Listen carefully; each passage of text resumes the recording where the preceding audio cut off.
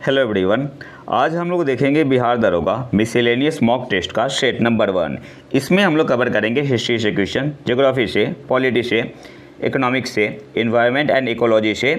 और आज के सेट में टोटल क्वेश्चन है 50, लेकिन अगले सेट से मैं लाऊंगा केवल 20 प्रश्न, क्योंकि 50 प्रश्न बनाने में ज़्यादा समय लगते हैं। तो 20 प्रश्न का फ़ायदा क्या है कि सेट जल्दी जल्दी आएगा। तो आते हैं पहले क्वेश्चन पे। फिल इन द ब्लैंक्स है। भारत अक्षांशीय रूप लैटिट्यूडनली और देशांतर के अनुसार लॉन्गिट्यूडनली कहाँ स्थित है? तो आंसर होगा यहाँ पे ऑप्शन ए। भारत अक्षांशीय रूप से उत्तरी गोलार्ध में और देशांतर के अनुसार लॉन्गिट्यूडनली पूर्वी गोलार्ध में स्थित है। तो सही आंसर यहाँ पे क्या होगा? ऑप्शन ए आपका यहाँ पे सही आंसर होगा। इसके अलावा जो भारत का स्टैंडर्ड मेरिडियन है वो कितना है? 82.5 degree east longitude. 82.5 degree east longitude. Longitude Hindi में क्या बोलते हैं? देशांतर। देशांतर। अगले क्वेश्चन पे आते हैं। भारत का सबसे बड़ा बंदरगाह शहर मुंबई किस द्वीप पर स्थित है? तो ऑप्शन डी आपका यहाँ पे सही आंसर हो जाएगा, सालसेट द्वीप। भारत का सबसे बड़ा बंदरगाह शहर मुंबई किस आइलैंड पर स्थित है? तो ऑप्शन डी आपका यहाँ पे सही आंसर होगा, सालसेट द्वीप। इसके अलावा एक और पॉइंट आपको याद रखना है, जो ये आपका वेलिंगटन आइलैंड है, ये क्या है? One of the largest artificial man made island. कहाँ पे है? केरल में है, कोची केरल में है।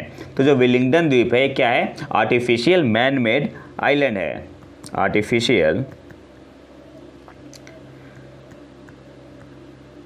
मैन मेड आइलैंड कहाँ पे है? ये आपका है केरल, कोची में, केरल। अगले क्वेश्चन पे आते हैं। बायोम के संबंध में कौन सा सत्य है? तो यहाँ पे सही आंसर होगा option C, both A and B. यह वनस्पतियों और जीवों, फ्लोरा एंड फौना का एक समुदाय है। और बी क्या है? कोई भी दो बायोम एक जैसे नहीं होते। तो दोनों सही है, तो ऑप्शन सी आपका यहाँ पे सही आंसर हो जाएगा, बोथ ए एंड बी। अच्छा, आपके लिए होमवर्क है, फ्लोरा एंड फौना को अब क्या बुलाया जाएगा? ठीक है, करंट अफेयर में मैंने बताया हुआ है। अगले क्वेश्चन पे आते हैं।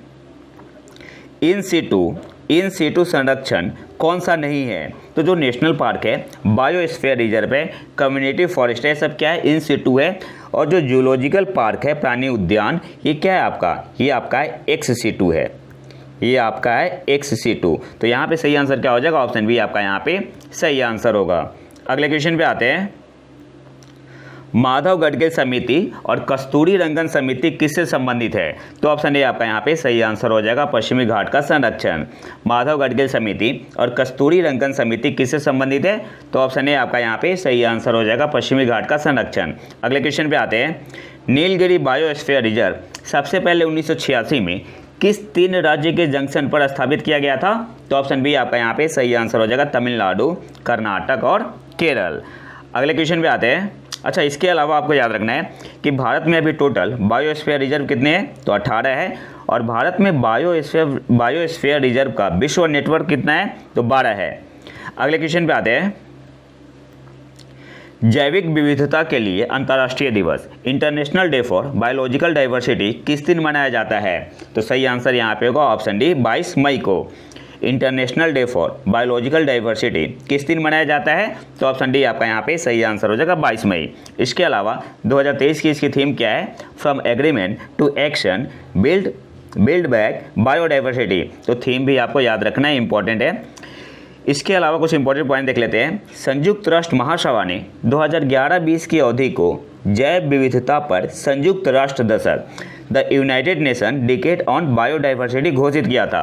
कब से कब तक? 2011 से 2020 को संयुक्त राष्ट्र महासभा ने क्या घोषित किया था? जैव विविधता पर संयुक्त राष्ट्र दशक। इसके अलावा संयुक्त राष्ट्र महासभा ने 2021 से 2030 को सतत विकास के लिए संयुक्त राष्ट्र महासागर विज्ञान दशक, event decade of ocean science for sustainable development और पारिस्थितिकी तंत्र बहाली पर संयुक्त राष्ट्र दशक, event decade on ecosystem restoration घोषित किया।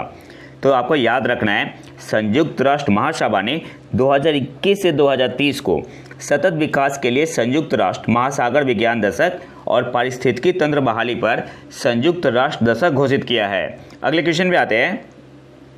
कौन सा झील जैव विविधता विरासत स्थल, बायोडाइवर्सिटी हेरिटेज साइट घोषित होने वाली देश की पहली जल निकाय बन गई है? तो ऑप्शन सी आपका यहाँ पे सही आंसर हो जाएगा, अमीनपुर लेक। और ये कहाँ पे है? हैदराबाद में है। कहाँ पे है? हैदराबाद में। कौन सी झील जैव विविधता विरासत स्थल घोषित होने वाली देश की पहली वाटर बॉडी बन गई है? तो ऑप्शन सी आपका यहाँ पे सही आंसर होगा, अमीनपुर झील। कहाँ पे है? हैदराबाद में है। अगले क्वेश्चन पे आते हैं, किस देश की सरकार के सहयोग से चेन्नई में जैव विविधता नीति और कानून के लिए एक केंद्र स्थापित किया गया है? तो ऑप्शन ए आपका यहाँ पे सही आंसर हो जाएगा, नॉर्वे की सरकार के सहयोग से।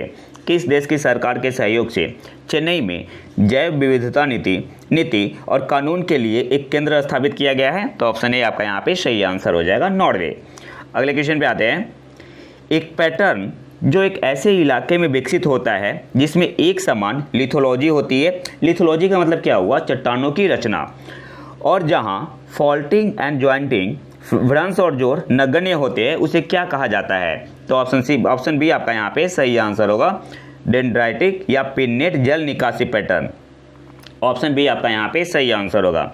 एक पैटर्न जो एक ऐसे इलाके में विकसित होता है जिसमें एक समान लिथोलॉजी होती है और जहां भ्रंश और जोड़, फॉल्टिंग एंड ज्वाइंटिंग नगण्य होते हैं, उसे क्या कहा जाता है? तो ऑप्शन बी आपका यहाँ पे सही आंसर होगा, डेंड्राइटिक या पिन्नेट जल निकासी पैटर्न बोलते हैं उसे। अगले क्वेश्चन पे आते हैं। अच्छा, इसका एग्जाम्पल अगर पूछ ले कि डेंड्रिक या पिन्नेट ड्रेनेज पैटर्न का एग्जाम्पल क्या है, तो गोदावरी हुआ, महानदी हुआ, कावेरी हुआ, कृष्णा हुआ और सिंधु। अगले क्वेश्चन पे आते हैं, MC सीतलवाड़, BN राव और अल्लादी कृष्ण स्वामी अय्यर किसके प्रतिष्ठित सदस्य थे? तो ऑप्शन ए आपका यहाँ पे सही आंसर हो जाएगा, servants of India society. MC Setalvad, BN Rao और अल्लादी कृष्ण स्वामी अय्यर किसके प्रतिष्ठित सदस्य थे? तो ऑप्शन ए आपका यहाँ पे सही आंसर हो जाएगा, सर्वेंट्स ऑफ इंडिया सोसाइटी। और सर्वेंट्स ऑफ इंडिया सोसाइटी की स्थापना कब हुई थी? 1905 में, and founded by Gopal Krishna Gokhale. अगले क्वेश्चन पे आते हैं, निम्नलिखित संगठनों को उनके सही क्रम के आधार पर व्यवस्थित करें। बॉम्बे एसोसिएशन, मद्रास महाजन सभा, इंडियन एसोसिएशन, इंडियन लीग। तो यहाँ पे सही आंसर क्या होगा? ऑप्शन डी आपका यहाँ पे सही आंसर हो जाएगा, 1432। देखो, बॉम्बे एसोसिएशन की स्थापना हुई थी अगस्त 1852 में। किसके द्वारा? दादा भाई नौरोजी के द्वारा। और जो मद्रास महाजन सभा है, इसकी स्थापना हुई थी 1884 में, 8 मई 1884 में। इंडियन एसोसिएशन ये आपका हुआ था जुलाई 1876 में। और इंडियन लीग की स्थापना हुई थी 1875 में। तो सबसे पहले 1 आएगा, 1 के बाद 4 आएगा, 4 के बाद 3 आएगा, सबसे बाद में मद्रास महाजन सभा 1884। इसलिए ऑप्शन डी आपका यहाँ पे सही आंसर होगा। अगले क्वेश्चन पे आते हैं,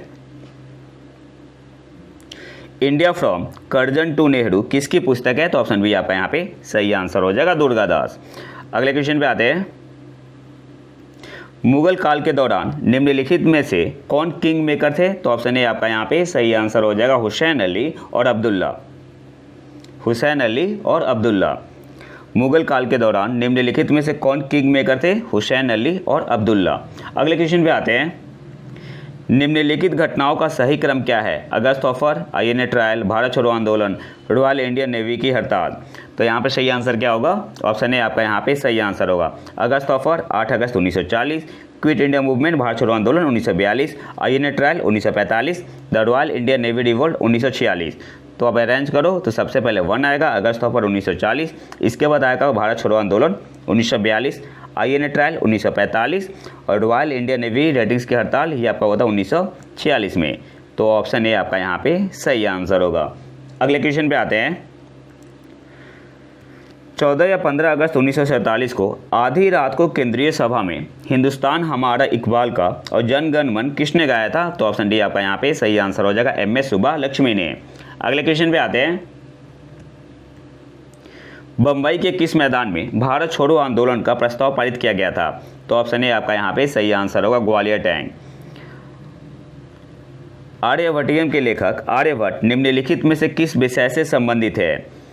गणित, खगोल विज्ञान, एस्ट्रोनॉमी, जीव विज्ञान। तो यहाँ पे सही आंसर क्या होगा? ऑप्शन बी आपका यहाँ पे सही आंसर हो जाएगा, 1 और 2 ओनली। अगले क्वेश्चन पे आते हैं, निम्नलिखित में से किसने मोहम्मद अली जिन्ना को हिंदू मुस्लिम एकता का राजदूत कहा था? तो ऑप्शन सी आपका यहाँ पे सही आंसर हो जाएगा, सरोजनी नायडू ने। अगले क्वेश्चन पे आते हैं, कांग्रेस ने किस कार्य समिति में भूमि स्वामित्व समाप्त करने की नीति अपनाई? तो ऑप्शन ए आपका यहाँ पे सही आंसर होगा, कार्य समिति 1937।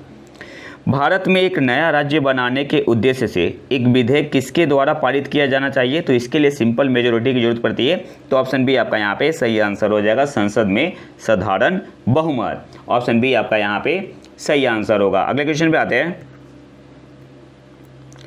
भारत के संविधान के तहत जो आर्थिक नियोजन है, इकोनॉमिक प्लानिंग एक विषय है, तो ये आपका आता है कंकरेंट लिस्ट में, हिंदी में बोलेंगे इसे समवर्ती सूची में। ऑप्शन सी आपका यहाँ पे सही आंसर होगा। अब कुछ इंपॉर्टेंट पॉइंट देख लेते हैं।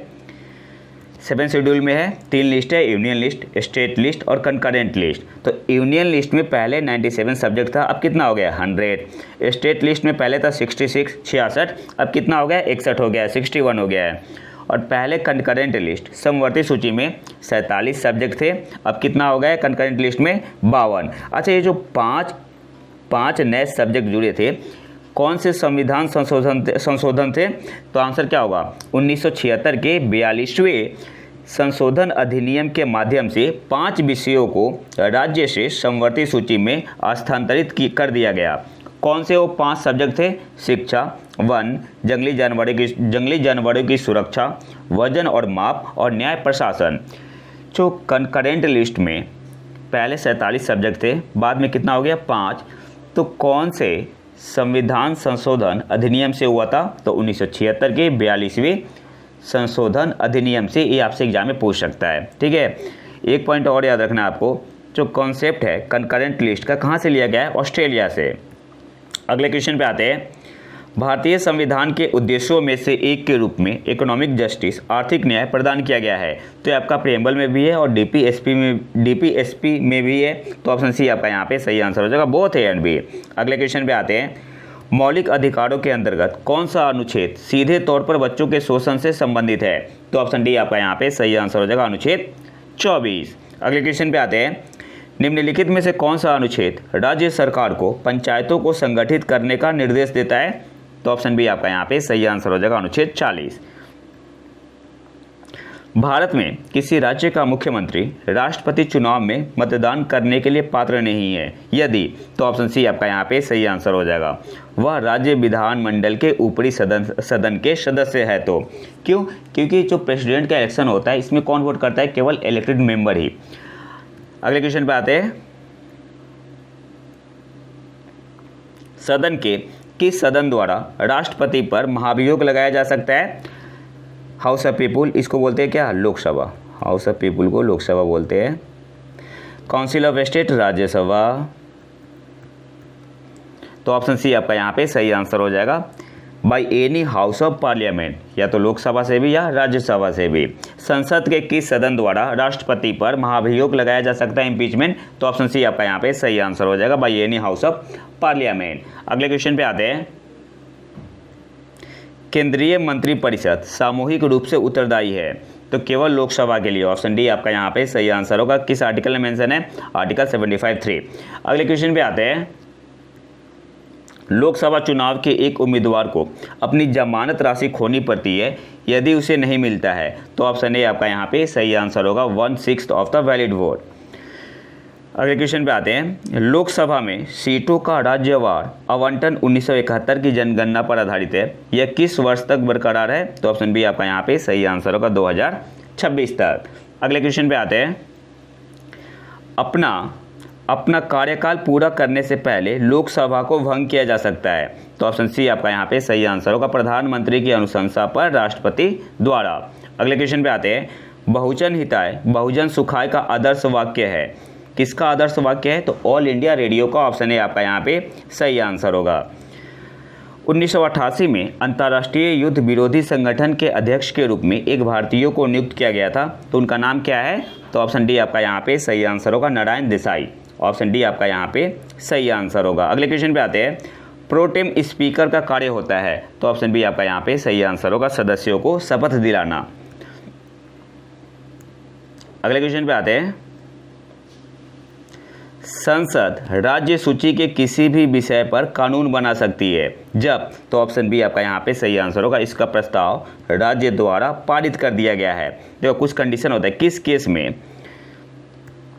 केस में संसद राज्य सूची के किसी भी विषय पर कानून बना सकती है, तो यहाँ कुछ कंडीशन है। अकॉर्डिंग टू आर्टिकल 253 अनुच्छेद 253 के अनुसार to implement any international agreement, treaty या कन्वेंशन। पहला। दूसरा आपका अनुच्छेद 252 के अनुसार फॉर 2 या more states bye there consent मतलब सहमति। फिर एक के साथ है अनुच्छेद 249 के अनुसार in the national interest when a resolution has been passed by council of state मतलब राज्यसभा के द्वारा by two third majority and according to article 357 when the proclamation of emergency is in operation. तो ये कुछ कंडीशन है जहाँ पे कानून संसद बना सकती है राज्य विषय में। अगले क्वेश्चन पे आते हैं। अर्थशास्त्र में एनईपी का मतलब है, तो यहाँ पे सही आंसर क्या होगा? New economic policy. Option A आपका यहाँ पे सही आंसर होगा। अर्थशास्त्र इकोनॉमिक्स में एनईपी का मतलब क्या है? New economic policy. Option A आपका यहाँ पे सही आंसर होगा। अगले क्वेश्चन पे आते हैं। एक दुर्लभ प्रकार की वस्तु जहाँ कीमत में वृद्धि के कारण मांग में वृद्धि होती है कहलाती है, तो गिवन गुड्स बोलते हैं उसे। ऑप्शन सी आपका यहाँ पे सही आंसर होगा। एग्जाम्पल राइस हुआ, व्हीट हुआ, ब्रेड हुआ, साल्ट भी आपका आता है गिवन गुड्स में ही। अगले क्वेश्चन पे आते हैं।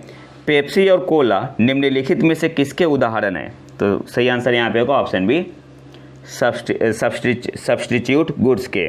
ऑप्शन बी आपका यहाँ पे सही आंसर होगा। पेप्सी और कोला निम्नलिखित में से किसके उदाहरण है? तो सही आंसर क्या होगा? Substitute goods. ऑप्शन बी आपका यहाँ पे सही आंसर होगा। अगले क्वेश्चन पे आते हैं। किसी निश्चित अवधि के लिए किसी देश की राष्ट्रीय आय बराबर होती है, तो ऑप्शन ए आपका यहाँ पे सही आंसर होगा। उत्पादित अंतिम वस्तुओं और सेवाओं का मौद्रिक मूल्य। ऑप्शन ए आपका यहाँ पे सही आंसर होगा। अगले क्वेश्चन पे आते हैं। निम्नलिखित में से कौन सा बहुआयामी गरीबी सूचकांक का डायमेंशन नहीं है, आयाम नहीं है? तो स्वास्थ्य भी होता है, शिक्षा भी है, जीवन स्तर भी है, आर्थिक विकास ये नहीं होता है, तो ऑप्शन बी आपका यहाँ पे सही आंसर होगा। और अगर पैरामीटर पूछते हैं तो पैरामीटर शायद 10 होता है। पैरामीटर कितना होता है? 10 होता है। अगले क्वेश्चन पे आते हैं। लीगल टेंडर मनी से क्या तात्पर्य है? तो जो करेंसी नोट होता है ना उसे हम लोग क्या बोलते हैं? लीगल टेंडर मनी बोलते हैं। ऑप्शन डी आपका यहाँ पे सही आंसर होगा। अगले क्वेश्चन पे आते हैं। निम्नलिखित में से कौन सा देश अफ्रीका महाद्वीप पर स्थित नहीं है? तो गैबोन भी है, गिनी भी है, गिनी बिसाऊ भी है, गुयाना नहीं है। ऑप्शन ए साउथ अमेरिका में है सर, तो ऑप्शन सी आपका यहाँ पे सही आंसर होगा। अगले क्वेश्चन पे आते हैं। विश्व की सबसे बड़ी पर्वत श्रृंखला है, तो एंडीज है। ऑप्शन ए आपका यहाँ पे सही आंसर होगा।